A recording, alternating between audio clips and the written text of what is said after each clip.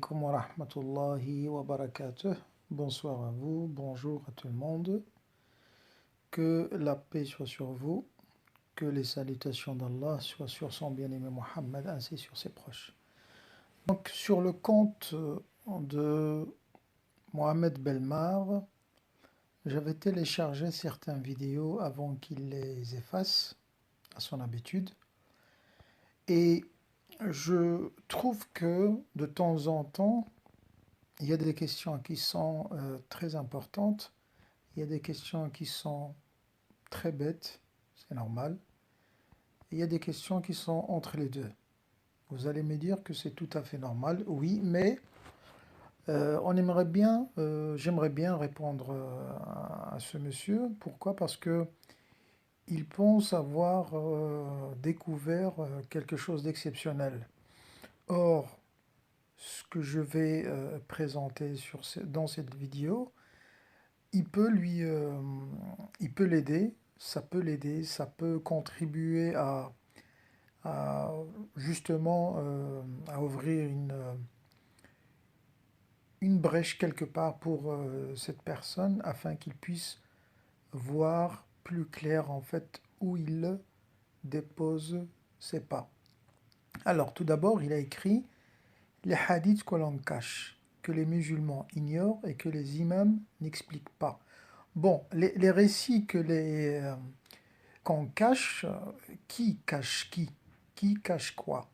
Et pourquoi certains vont cacher, par exemple, des récits parce que tout simplement, ça menace un peu leurs intérêts, leur position, et ce n'est pas faute, en fait, justement d'aller lire et chercher, ce qui n'est pas ton cas, je crois.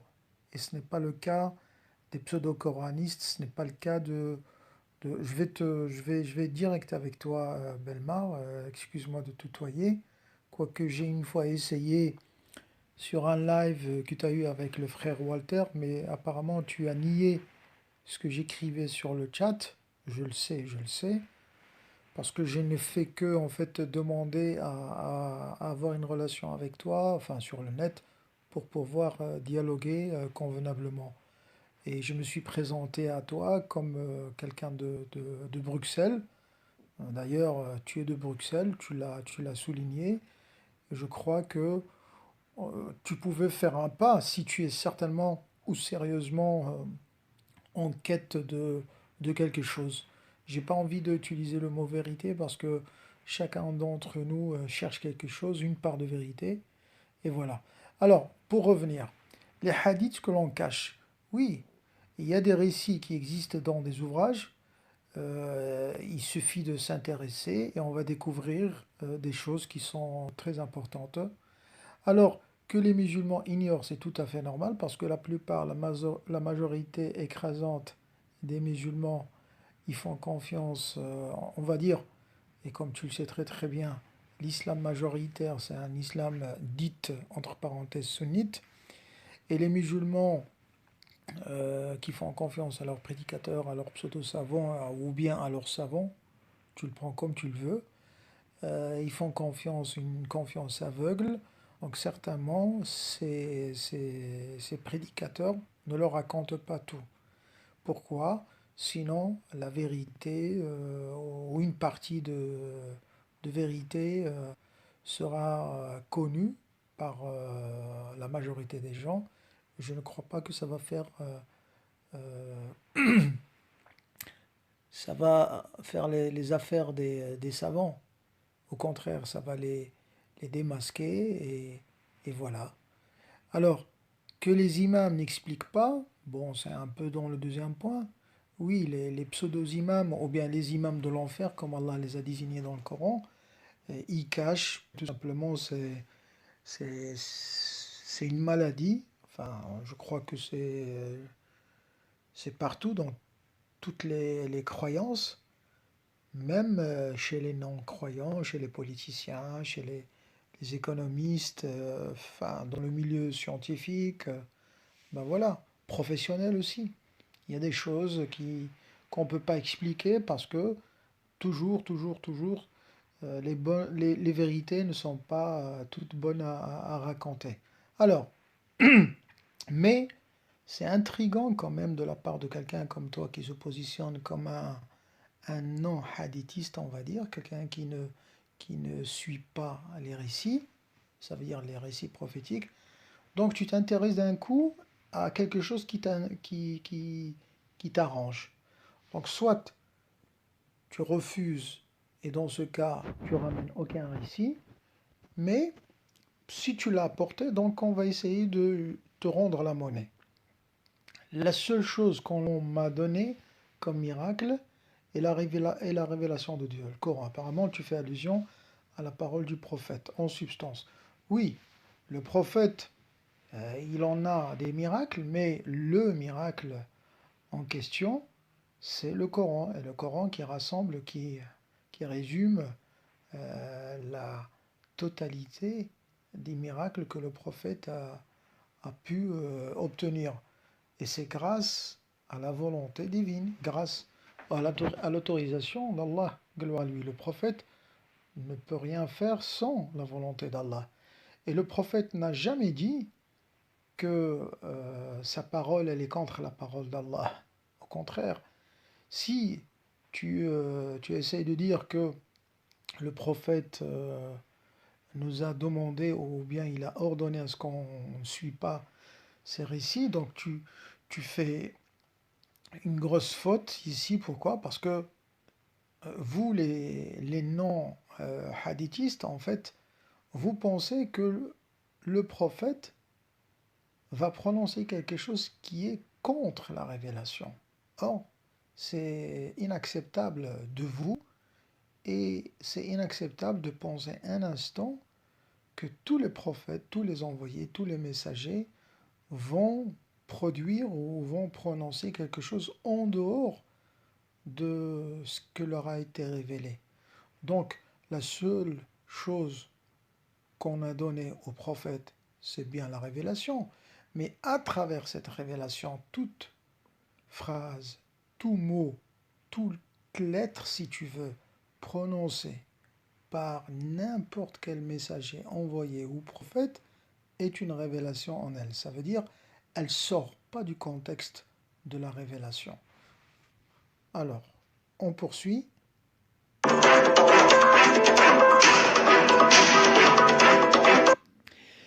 Alors, parmi ces hadiths que l'on cache, notre ami Belmar, comme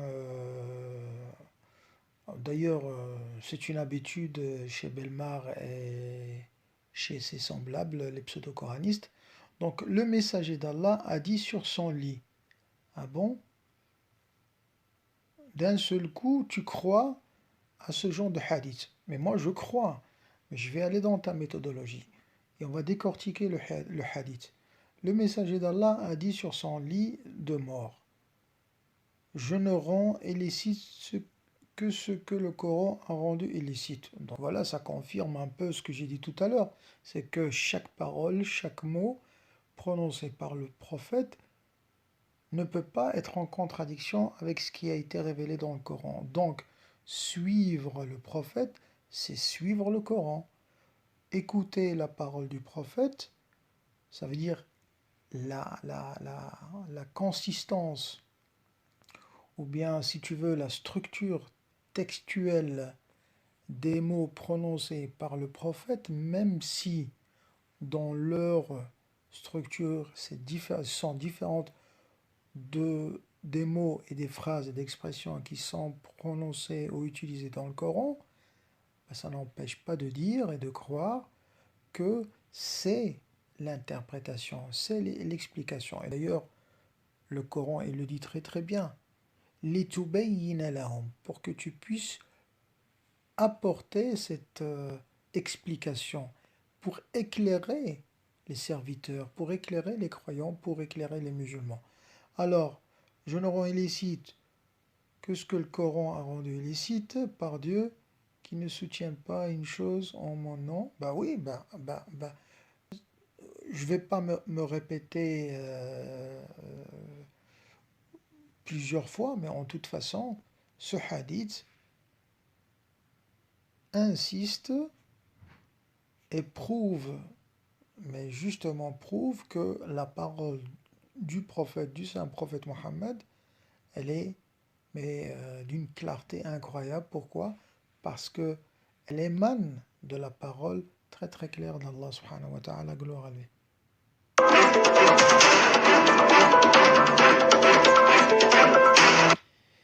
Le licite, est-ce que Allah a rendu licite dans son livre? Il est licite, ce qu'il a rendu illicite. Je pose la question à Mohamed Belmar et à ses semblables. Sincèrement, le croyant, lorsqu'il lit le Coran, lorsqu'il médite sur les paroles d'Allah, les versets d'Allah, lorsqu'il comprend parfaitement le Coran, est-ce qu'il pense un instant, une fraction de seconde, que le prophète va décréter quelque chose contre la parole d'Allah, contre la volonté d'Allah? Vous allez me sortir ce verset qui dit comme quoi le bon Dieu a grondé Mohammed. Pourquoi? Parce que il lui a demandé pourquoi tu rends illicite, c'est ça? Ce que je t'ai rendu licite, c'est ça? Eh bien, écoutez, lorsque vous lisez le Coran, je ne vais pas vous aider à tricher, mais lisez le Coran et vous allez découvrir qu'il y a un verset, sinon plus qu'un verset. Allah informe le croyant de suivre, écoutez bien, ce que Allah a rendu illicite et ce que le prophète ou bien son envoyé a rendu illicite. Ma harrama Allah wa harrama rasuluhu. Avec ces deux expressions, ces deux paroles. Alors, lorsqu'Allah il demande à Mohammed de ne pas se priver de quelque chose qu'Allah lui a rendu licite. Ce que Allah a autorisé à Mohammed pouvait le prendre. Mais vous savez très très bien de quoi il s'agit, il y a un contexte. Cette histoire qui a eu lieu entre Mohammed et deux de ses épouses, à savoir Aïcha et Hafsa, au sujet du miel. Donc, lorsqu'il a promis à ses deux épouses, dont une est soi-disant, selon les sources sunnites, était très jalouse, elle a demandé à ce que le prophète ne puisse pas aller voir une troisième épouse. Et le prophète lui a fait une promesse de ne plus aller chez elle pour manger, enfin, on va dire des genres de crêpes avec du miel. Voilà. Et Allah, il n'a pas grondé son messager ou son envoyé. Au contraire, il lui a parlé, mais doucement, avec une douceur. C'est comme c'est toi, Belmar, lorsque tu demandes à ton fils, par exemple, si tu en as un, tu lui demanderas, par exemple, d'aller se coucher au lieu de rester éveillé pour préparer ses examens. Tu lui demanderas de ne pas se faire de mal. Pourquoi? Parce que quand on reste longtemps à réviser, à préparer ses leçons la nuit, donc on ne dort pas, on se fatigue, peut-être on sera éveillé le matin avec un peu de fatigue et on ne sera pas capable de se concentrer pendant les examens. Eh bien Allah Azza wa Jal, gloire à lui, lorsqu'il demande, lorsqu'il informe, lorsqu'il sollicite à son envoyé de ne pas se priver de quelque chose qu'Allah lui a rendu licite, c'est pas gronder son envoyé, au contraire, c'est protéger son envoyé. C'est tout à fait le contraire de ce que toi tu penses et ce que tes semblables pensent. Mais comme tu as été, j'ai envie de dire, balancé entre ce qu'on appelle le sunnisme certainement, il a cette conception de comme quoi les messagers ou les envoyés, ça leur arrive d'être des désobéissants, voire de commettre des péchés. et je crois sincèrement, lorsqu'on vous écoute, on écoute vos lives, et surtout les pseudo-coranistes qui ne se cachent pas et dire, par exemple, je les ai entendus, je peux vous rapporter par exemple certains enregistrements, lorsqu'ils traitent tous les prophètes et messagers et les envoyer d'avoir été des associateurs, et tout le monde a été créé, soi-disant, selon ces imbéciles, soi-disant, selon leurs croyances à eux, tout être humain a été créé associateur. Ben, justement, c'est incroyable, c'est insensé, mais bon, il faut le voir pour le croire, comme on dit. Et dans ce cas-ci, il faut l'entendre pour le croire.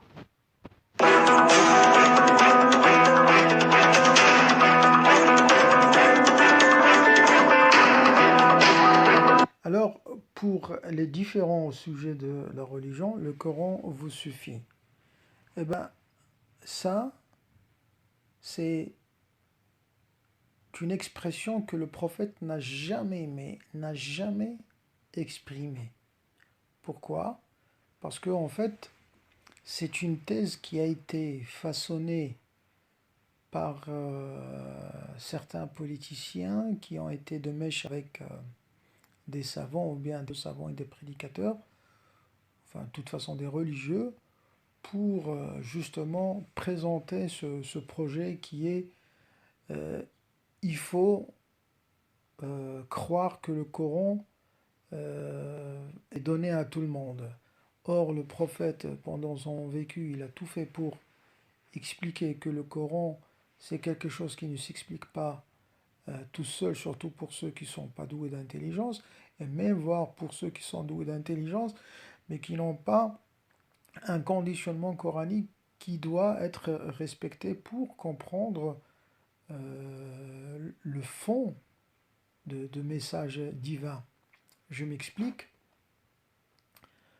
Avant la disparition du prophète, ce dernier, il a toujours sollicité à ce qu'on suit le Coran, mais avec les interprétations des gens de la demeure du prophète, ce qu'on appelle Ahl-Bayt. Vous allez me dire que je suis chiite et que je défends ma secte et ma doctrine, etc., mon dogme et toute cette histoire. Non, pas du tout. Pourquoi? Parce que lorsqu'on lit le Coran, laissez le chiisme à part et laissez ma petite personne à part. Lorsque vous lisez le Coran, il est rempli. Il est rempli de versets notoires qui exigent à ce que pour appliquer l'islam, pour appliquer les principes et les préceptes et la loi de l'islam, tout simplement, il faut compter sur la personne du prophète Mohammed. Ça veut dire sur le savoir du prophète, sur l'enseignement prophétique. C'est lui qui apporte de la clarté, de l'interprétation, de la mise aussi en pratique de tout ce qui est coranique. Eh bien, comme c'est un visionnaire, et d'ailleurs c'est la sunna d'Allah, ça veut dire c'est la loi d'Allah, tout homme est voué à mourir, à partir. Donc, mais l'islam, ce n'est pas que Mohammed, l'islam est une continuité jusqu'à la fin des temps. Et il fallait laisser des gens qui avaient des capacités, qui avaient des facultés spirituelles et autres, à justement mettre en pratique ce Coran. Et les gens qui étaient doués de spiritualité, de raisonnement, de pureté, comme le Coran le montre en fait, et d'une manière très très claire, ben c'était les Ahlul Bayt.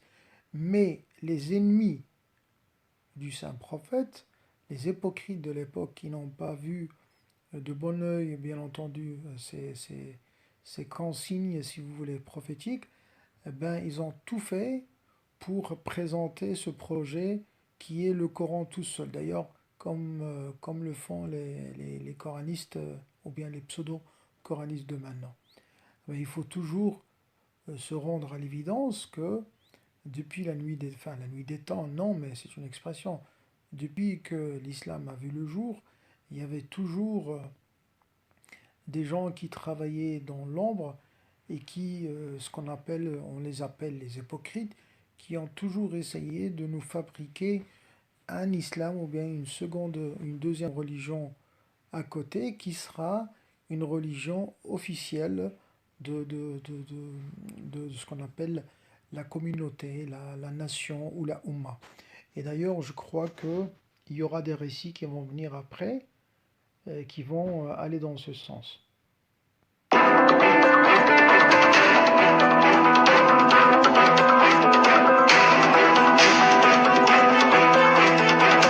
Alors, justement, voilà un récit. N'écrivez rien de moi sauf le Coran. Celui qui a écrit quelque chose de moi doit l'effacer.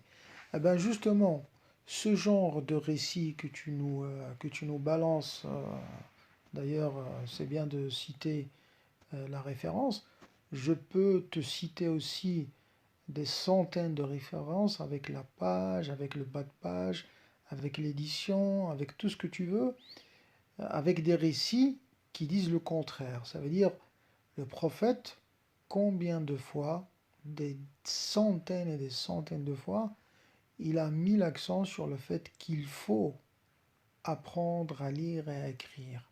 Pas uniquement pour écrire le Coran, parce que dans l'islam majoritaire, le prophète, il avait une dizaine de scribes qui écrivaient le Coran. Certainement, on ne dit pas le contraire. Et à côté de ça, le prophète, il interprétait le Coran, il expliquait le Coran. Et quand on voit et on cherche dans les annales des musulmans, on va tomber sur des, euh, des ouvrages référentiels dans lesquels il y a par exemple des traces de Coran par exemple, avec juste à côté, au bas de page, en haut de la page, des explications qui sont écrites par le scribe, mais qui ont été dictées par le saint prophète. Et d'ailleurs, il y a des récits authentiques. À ce propos, il y a un consensus entre les musulmans sunnites et chiites qui disent que le prophète, il a mis l'accent sur l'écriture de ces récits. D'ailleurs, il y a des narrations, par exemple, certains compagnons qui menaçaient d'autres compagnons de ne pas écrire les paroles du prophète parce qu'ils trouvaient que les paroles du prophète, elles étaient plus dirigées vers eux. Pourquoi? Parce que ça mettait ces gens en péril en fait. Ils étaient démasqués devant la société de l'époque. Et d'ailleurs, on va le voir après, parce que juste après la disparition du prophète, par exemple, vous avez Abu Bakr et d'autres qui ont brûlé, par exemple, ce qu'on appelle des masahif, qui sont de genres de feuilles écrites euh, par des scribes du Saint Messager. Donc ça veut dire il y avait des versets du Coran qui ont été brûlés. Je ne dis pas que ce sont des versets qui n'existent pas actuellement, mais non, mais ce sont des versets, et juste à côté, vous avez des interprétations, des explications. Ça veut dire les causes de la révélation, ça touchait tel ou tel personnage, telle ou telle tribu, telle ou telle région, tel ou tel sujet. Donc, une sorte d'exégèse de l'époque qui ne plaisait pas au gouvernement ou bien au gouverneur de l'époque, ça veut dire au premier calife, donc il a ordonné à ce qu'on les brûle. Et à côté de ça aussi, vous avez des récits qui ont été aussi qui ont été enterrés, qui ont été brûlés, et d'ailleurs, ça existe ces traces de paroles et de témoignages existent dans Muslim, dans le Bukhari, et je crois pas que, enfin, c'est pas le temps de les ramener parce que sinon la vidéo elle sera beaucoup plus longue. Mais je me demande pourquoi tu ne postes pas sur cette petite vidéo par exemple ce genre de narration, bien de récits qui disent que par exemple que le prophète à maintes reprises il a mis l'accent à ce que les compagnons puissent écrire ses récits et sa parole. Pourquoi? Parce que cette dernière est une explication du Coran. Eh ben, une des raisons, sinon la seule raison, ou bien la raison majeure qui existe dans le sunnisme et qui est tout le temps répétée par les prédicateurs et les savants sunnites, le prophète a interdit à ce qu'on écrive sa tradition par peur à ce qu'elle ne se mélange pas avec le Coran. Or, comme vous le savez très très bien, il y a une énorme différence entre le langage coranique, l'éloquence coranique et le langage prophétique qui n'ont rien à voir. Et d'ailleurs, vous pouvez aussi faire cette expérience. Les musulmans qui ont appris par cœur le Coran, ils savent très très bien faire la différence entre les paroles des récits qui sont répétés, qui sont pris par cœur euh, par les musulmans à partir des ouvrages référentiels, si je parle du sunnisme, de la part de Bukhari, Muslim, Tirmidhi, Nisa ibn Majah. Donc, le tout petit enfant, par exemple, du village ou de la ville, si il entend, par exemple, un récit, il va savoir est-ce que c'est un récit ou c'est un Coran. Donc, cet argument, soi-disant, que le prophète ordonna à ce qu'on puisse laisser tomber sa parole, à ne pas l'écrire par crainte à ce qu'elle se mélange avec le Coran, tombe à l'eau. Pourquoi? Parce que ça ne tient pas. Deuxième chose, c'est que, au contraire, le Coran met l'accent sur la plume, sur l'écrit, sur l'apprentissage de, voilà, le croyant doit apprendre, le croyant doit s'armer de lecture, de l'écriture. Donc le prophète, il a suivi le même concept. Et le prophète ne pouvait en aucun cas refuser aux compagnons et à sa société cette option d'apprendre à écrire et à lire. Pourquoi? Parce que ça protège justement la parole d'Allah qui est protégée premièrement oralement, parce que c'est une affaire orale, puis après par l'écrit, pardon. Alors, la sunna du prophète a été écrite, et d'ailleurs, je me pose, ou bien je pose la question aux sunnites, à tous les sunnites qui écouteront cette vidéo. Si vous croyez sincèrement, mais faites attention à ce que je vais dire parce que c'est très important. Si vous croyez sincèrement que le prophète vous a demandé à ne rien écrire sauf le Coran, je vous pose la question. Pourquoi avez-vous écrit alors les récits? Pourquoi vous y attachez alors? Pourquoi attachez-vous à ce trésor qui est la sunna?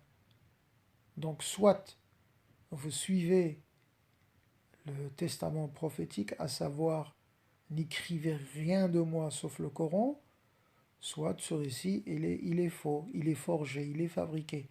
Et d'ailleurs il est fabriqué parce que il va contre le sens coranique, il va contre la sunna du saint prophète qui était tout le temps là à expliquer le Coran. Alors celui qui a écrit quelque chose de moi doit l'effacer. Ah bon? Les gens qui ont menti sur le prophète, à son vécu, ils étaient quand même assez culottés à le faire. Alors, imaginons après la disparition du prophète, il y a des milliers de récits qui ont été inventés, certainement, mais ce n'est pas à cause de ça qu'on va refuser ou bien refuter le prophète et sa tradition. Les gens qui refusent la tradition du prophète, ben justement, on leur pose la question, comment vous allez faire pour comprendre le Coran si vous n'avez pas la tradition? La tradition est une euh, étape très importante dans cette chaîne de compréhension. Si vous oubliez le prophète, si vous négligez le prophète, eh ben vous ne pouvez en aucun cas comprendre le Coran. Parce que le Coran, sans le récepteur, il n'est pour rien le récepteur, bien entendu, dans votre aventure, mais si vous refusez le récepteur, vous n'avez rien. C'est comme si je vous donne un exemple. Le Coran c'est un médicament, c'est du miel par exemple, et vous n'avez pas de bocal dans lequel vous allez verser ce miel. Ben voilà, c'est tout simple. Pour réceptionner la révélation, il faut un récepteur. Et le récepteur, c'est bien, comme il le dit Allah subhanahu wa ta'ala, gloire à lui dans le Coran, c'est le cœur de Muhammad. Il n'y a personne d'autre qui a reçu la révélation. Donc, pour comprendre la révélation, il faut toquer à la porte du prophète. D'ailleurs, je vous pose toujours cette question, comment osez-vous négliger les dizaines et les dizaines de versets coraniques qui vous obligent à suivre le saint prophète? Continuons.